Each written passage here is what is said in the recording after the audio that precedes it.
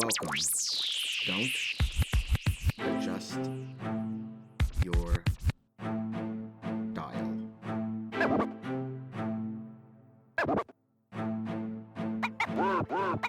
Welcome everyone to the Lofi Poli Sci podcast. I'm your host, Michael Pickering. That's right. Lo-Fi's and low fidelity, low quality, in your face, messy as can be global news show.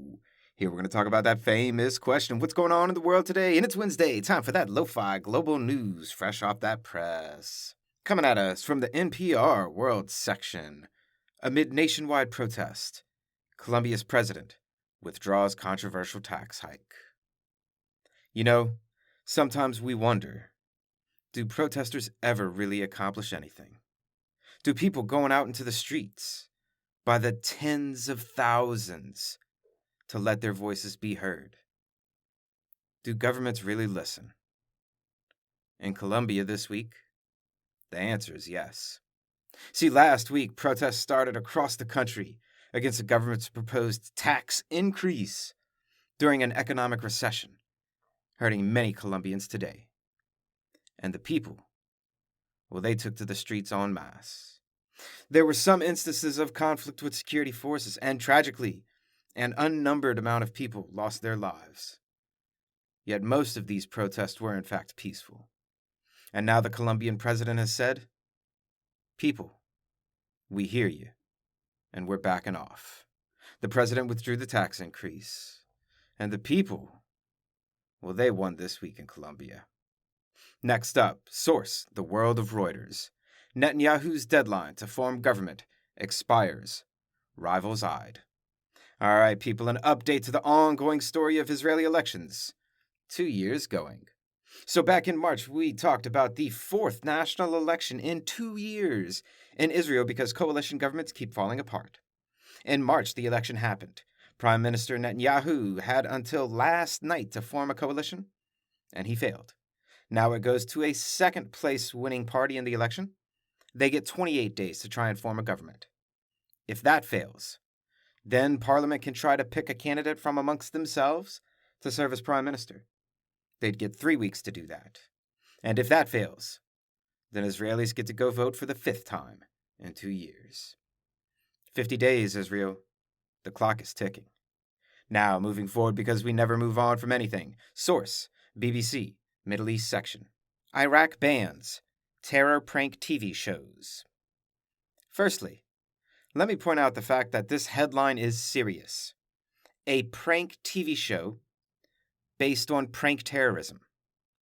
Secondly, let me point out the fact that this headline says shows, as in plural. These shows trick people into thinking they've been kidnapped by terrorists and things. What the We interrupt this programming to inform the listeners that in this case, we here at Lofi Poli Sci absolutely agree with the views of the host. In his words and ours, what the fuck? I mean, who the hell thinks this is a good idea, or even entertaining at that? I'll just say this, for all the faults of the Iraqi government, for which there are many, well done canceling these shows. And our following story comes from the Associated Press, World section. And thankfully, something less dramatic, though still bewildering, I'll say. The headline, Wine That Went to Space, for sale with $1 million price tag. All right, I know I don't even need to say WTF, you already know. But we had talked about this about a month ago, that there were some bottles of wine that were stashed in the International Space Station for a year, which no one told me about, but let them aging at zero gravity. And wouldn't you know, people are willing to pay $1 million to taste what that's about. And a question to you, lo-fi listeners out there. Would you pay $1 million for space wine? Or rather, wine aged in space? And if not, how much would you pay? I'm curious your thoughts. And I know you're curious out there, of course. It was French wine, because what else would you do? It was a Pétros 2000. 12 bottles, aged for 14 months in space. Get 'em while you can. And a last piece of news to send you on your way for the day. The science section of NPR. Trees talk to each other. Mother Tree ecologist. Here's lessons for people, too. Okay, people, straight up, I love trees. There, now you know, it's official. And no more questions needed.